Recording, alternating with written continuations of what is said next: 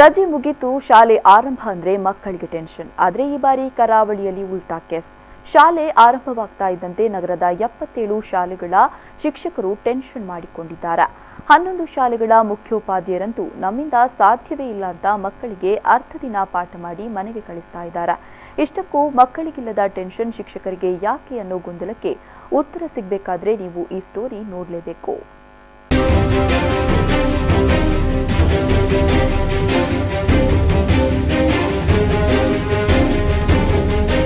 ಶಾಲೆಗಳು ಆರಂಭವಾದ್ರೆ ವಿದ್ಯಾರ್ಥಿಗಳಿಲ್ಲ, ಶಿಕ್ಷಕರಿಲ್ಲ ಅಂತ ಹೇಳ್ತಾ ಇದ್ವು. ಆದ್ರೆ ಈ ಬಾರಿ ನೀರಿಲ್ಲ ಅಂತ ಹೇಳುವ ಸ್ಥಿತಿ ಬಂದಿದೆ. ಹೌದು, ಕಳೆದ ಮಳೆಗಾಲದಲ್ಲಿ ಅತಿ ಹೆಚ್ಚು ಮಳೆ ಬಂದರೂ ಈ ಬೇಸಿಗೆಯಲ್ಲಿ ಉಡುಪಿಯಲ್ಲಿ ನೀರಿಲ್ಲ. ಶಾಲಾ ಅಧ್ಯಾಪಕರು ದಿನ ಬೆಳಗಾದ್ರೆ ಪರಿಸರದ ಬಾವಿಗಳಲ್ಲಿ ನೀರಿಗಾಗಿ ತಲಾಶ್ ಮಾಡುವ ಸ್ಥಿತಿ ಬಂದಿದೆ. ಇತಿಹಾಸದಲ್ಲೇ ಎಂದೂ ಕಾಣದ ಬರದ ಛಾಯೆ ಆವರಿಸಿದೆ.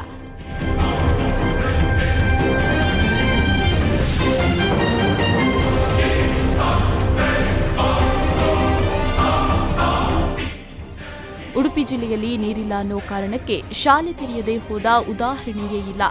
ಈ ಬಾರಿ 77 ಶಾಲೆಗಳು ನೀರಿನ ಗಂಭೀರ ಸಮಸ್ಯೆಯನ್ನ ಎದುರಿಸ್ತಾ ಇದೆ.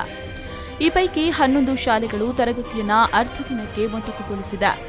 ಈ ವಿಚಾರ ತಿಳಿದ ಶಿಕ್ಷಣ ಇಲಾಖೆ ಶಾಲೆ ಮುಚ್ಚಲೇಬಾರದು ಅಂತ ಆದೇಶವನ್ನ ಮಾಡಿದೆ. ನೀರಿಲ್ಲ ಅಂದ್ರೆ ಮಕ್ಕಳಿಗೆ ಬಿಸಿಯೂಟ ಕೊಡೋದು ಹೇಗೆ? ಅದರಲ್ಲೂ ಪ್ರೌಢ ವ್ಯವಸ್ಥೆಗೆ ಬಂದ ವಿದ್ಯಾರ್ಥಿನಿಯರು ಇರುವ ಶಾಲೆಗಳಲ್ಲಿ ಶೌಚಾಲಯ ನಿರ್ವಹಣೆ ಮಾಡುವುದು ಹೇಗೆ ಅನ್ನೋದೇ ಶಾಲಾ ಆಡಳಿತ ಮಂಡಳಿಗೆ ದೊಡ್ಡ ತಲೆನೋವಾಗಿದೆ. ನಮ್ಮ ಮಾನ್ಯ ಜಿಲ್ಲಾಧಿಕಾರಿ ಅವರು ಇದನ್ನು ಮನಗಂಡು ನಮ್ಮ ಕ್ಷೇತ್ರ ಶಿಕ್ಷಣಾಧಿಕಾರಿಗಳ ಹತ್ರ ಮತ್ತೆ ಎಲ್ಲ ಆಯುಕ್ತರ ಹತ್ರ ಎಲ್ಲ ಒಂದು ವಿಷಯವನ್ನು ತಗೊಂಡು ಹೇಗೆ ನೀವು ಶಾಲೆ ಸ್ಟಾರ್ಟ್ ಮಾಡ್ತೀರ ಅಂತ ಹೇಳುವ ಒಂದು ವಿಚಾರ ಮಾಡಿದರೆ ಈ ಒಂದು ಪರಿಸ್ಥಿತಿ ಬರಲಿಕ್ಕೆ ಸಾಧ್ಯ ಇರಲಿಲ್ಲ ಅಂತ ನನ್ನ ಅನಿಸಿಕೆ. ಮತ್ತು ಹೆಚ್ಚಿನ ಒಂದು ಪ್ರೈವೇಟ್ ಶಾಲೆ ಮತ್ತು ಕಾಲೇಜಿಗೆ ಅವರು ಪೋಸ್ಟ್ಪೋನ್ ಮಾಡಿದ್ದಾರೆ. ಅಂದರೆ ನೀರಿನ ಸಮಸ್ಯೆಗೋಸ್ಕರವೇ ಅದು ಪ್ರಾರಂಭವನ್ನು ಅವರು ಮುಂದುವರಿಸಿದ್ದಾರೆ. ಹಾಗೆ ಅವರು ನಮ್ಮ ಸರ್ಕಾರಿ ಶಾಲೆಗೆ ಸಹ ಅದೇ ಒಂದು ವ್ಯವಸ್ಥೆ ಮಾಡಿದರೆ ಪ್ರಾಯಶಃ ಇಂಥ ಒಂದು ಪರಿಸ್ಥಿತಿ ಉಲ್ಬಣ ಆಗಲಿಕ್ಕಿಲ್ಲ ಇತ್ತು ಅಂತ ನನ್ನ ಅನಿಸಿಕೆ. ಇಷ್ಟು ವರ್ಷ ನಮ್ಮ ಶಾಲೆಯಲ್ಲಿ ಇಂಥ ಪರಿಸ್ಥಿತಿ ಬಂದಿರಲಿಲ್ಲ. ಈ ವರ್ಷ ಪ್ರಥಮ ಬಾರಿಗೆ ನೀರಿನ ಸಮಸ್ಯೆ ಈ ರೀತಿ ಕಾಡಿದ್ದು.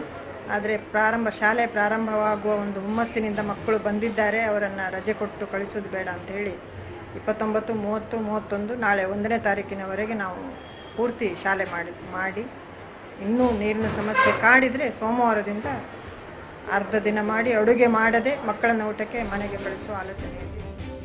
ಉಡುಪಿ ನಗರದ ಜೀವನದಿ ಸ್ವರ್ಣ ಬತ್ತಿ ಹೋಗಿದೆ. ವಾರ್ಡ್ಗೆ ಒಂದು ಬಾರಿ 1 ವಾರಗಳ ಕಾಲ ಮಾತ್ರ ಸರಬರಾಜು ಮಾಡುವಷ್ಟು ನೀರು ಸ್ಟಾಕ್ ಇದೆ. ಹಾಗಾಗಿ ಶಾಲೆಗಳಿಗೆ ನೀರು ಸರಬರಾಜು ಮಾಡಲು ಸಾಧ್ಯವಿಲ್ಲ ಎಂದು ನಗರಸಭಾ ಕಮಿಷನರ್ ಕಟ್ಟುನಿಟ್ಟಾಗಿ ಹೇಳಿದ್ದಾರೆ.